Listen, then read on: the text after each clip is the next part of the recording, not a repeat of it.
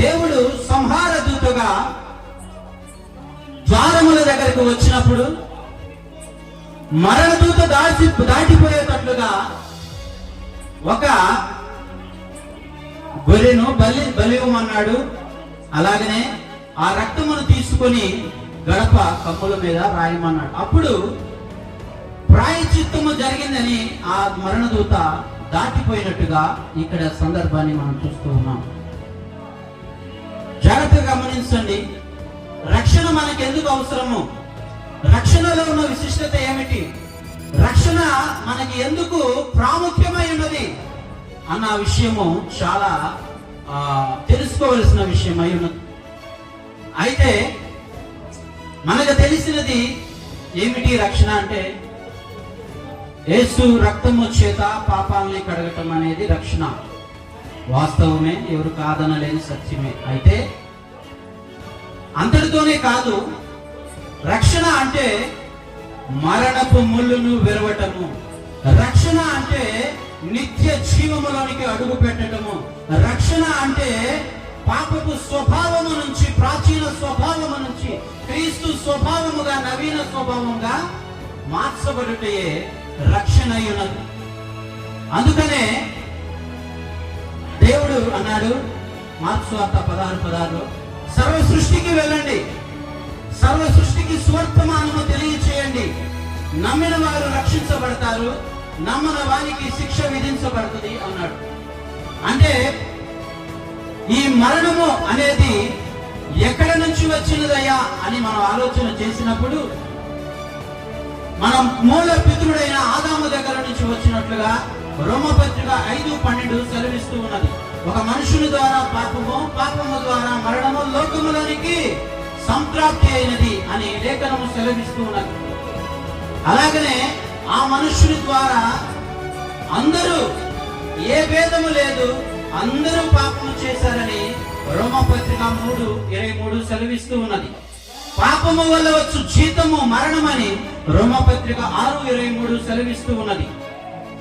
ఎందుకు ఈ పాపములోనికి మానవుడు అడుగు పెట్టాడయ్యా అంటే, యాకోబు పత్రిక 1:15 చెప్తూ ఉన్నది, దురాశ గర్భాన్ని ధరించి పాపాన్ని కన్నది, పాపము పరిపక్వమై మరణాన్ని కన్నది అని లేఖనము మనకి సెలవిస్తూ ఉన్నది. కాబట్టి నా ప్రియ దేవుని సంగమా, దేవుని బిడ్డలారా, పాపపు స్వభావముల నుండి నీవు మారాలంటే, ఐహిక విచారాలలో నుండి నువ్వు మారాలంటే, నీకున్న వ్యసనముల నుండి నీవు మారాలంటే, నీకు కావలసినది యేసు రక్తము. ఆ రక్తములో విడుదల ఉన్నది, ఆ రక్తములో స్వస్థత ఉన్నది, ఆ రక్తములో నిత్య జీవం ఉన్నది.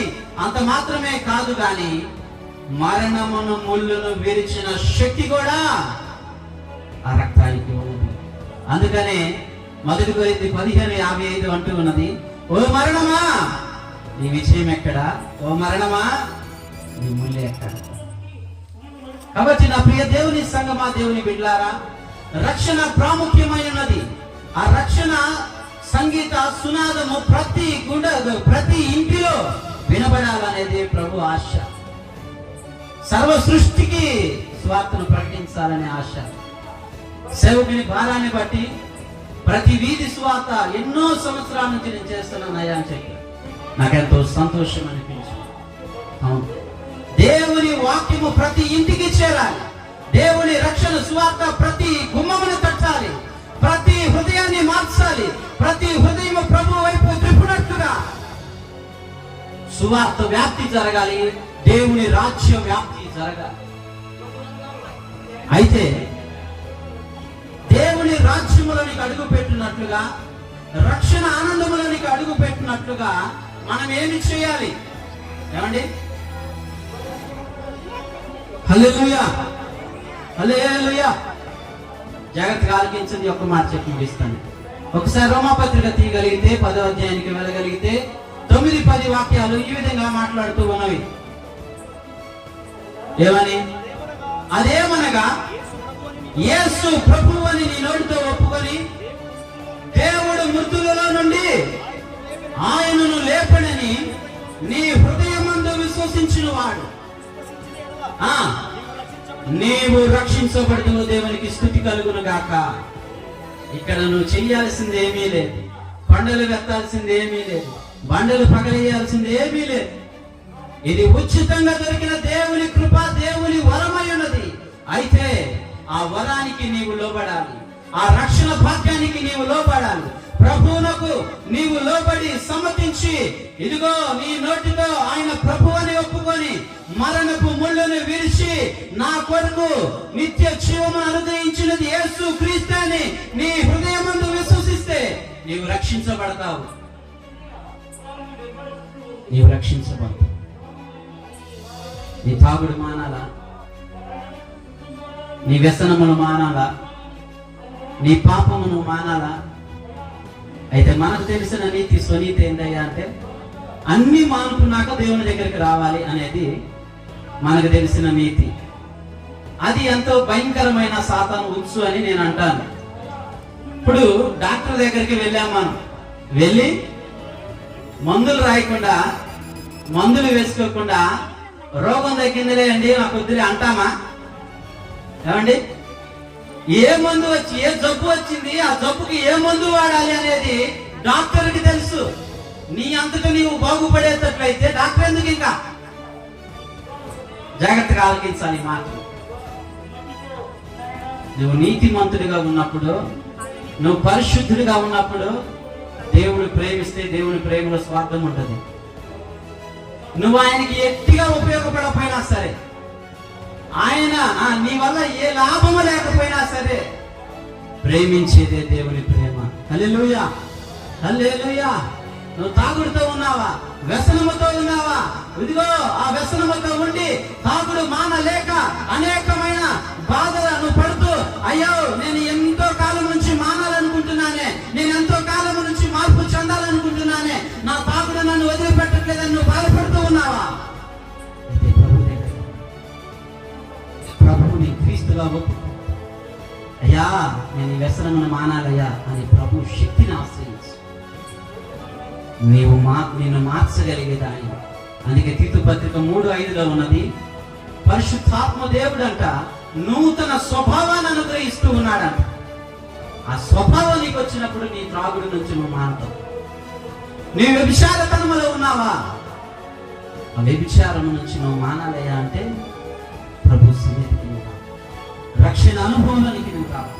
ప్రభువే నీ హృదయంలో నివాసము చేయాలి. అప్పుడు నీ కుటుంబం దీవించబడుతుంది, నీ బిడ్డలు దీవించబడుతుంది. నీతిమంతుడి గుడారం ఎలా అయితే ఆశీర్వదించబడినదో, నీ భార్య ఎలా అయితే నీ లోగిట ఎలా ఉంది ఏమండి ఫలించు చెట్టు వలె ఉన్న నీ పిల్లలు భోజనం బలం చుట్టూ పచ్చని ఒలీవ మొక్కల వలె నీతిమంతుడు ఈ విధంగా ఆశీర్వదించబడతాడు. మరి నీతిమంతుడు ఎలా అవుతాడు? రోమపత్రిక 5:19 చెప్తూ ఉన్నది, యేసు క్రీస్తు ద్వారానే మనం నీతిమంతులుగా మార్చగలం. కాబట్టి ఆయనే రక్షకుడు, ఆయనే విమోచకుడు, ఆయనే సజీవుడు. ఆయనను నువ్వు ఆశ్రయించి నోటితో ఒప్పుకున్న ఎడల నీ కుటుంబం దీవించబడుతుంది, నీ ప్రాంతము దీవించబడుతుంది. నిన్ను ఒక తేజో నక్షత్రముగా నీ ప్రాంతానికి, నీ కుటుంబ సభ్యునికి, నీ యొక్క బంధుజనానికి గొప్ప వెలుగుగా నా దేవుడు మార్చునుగాక. గొప్ప మార్పు మీ జీవితాల్లో దయచేయునుగాక. మీ జీవితాల్లో సమాధానం ఉండునుగాక. మీ జీవితాలలో ఆశీర్వాదం ఉండునుగాక. మీ జీవితాలలో రక్షణ సంగీత సునాదాలు వినిపించబడునుగాక. దేవునికి మహిమ కలుగునుగాక. చిన్న ప్రార్థన. కృప కలిగిన తండ్రి, ప్రేమ కలిగిన అయ్యా, ఇదిగో రక్షణ సువార్తలు నాయన, మరణపు ముళ్ళను విరిచేదే రక్షణ నా తండ్రి, మరణం నుంచి దాటించబడేదే నిత్య జీవము నాయన. ఆ రక్షణ మేము పొందుతుంది నాయన. మీతో సదాకాలం ఉండులాగున మా మనోనేత్రాలు వెలిగింపచేయండి. మీ మహిమైశ్వర్యం ఎట్టిదో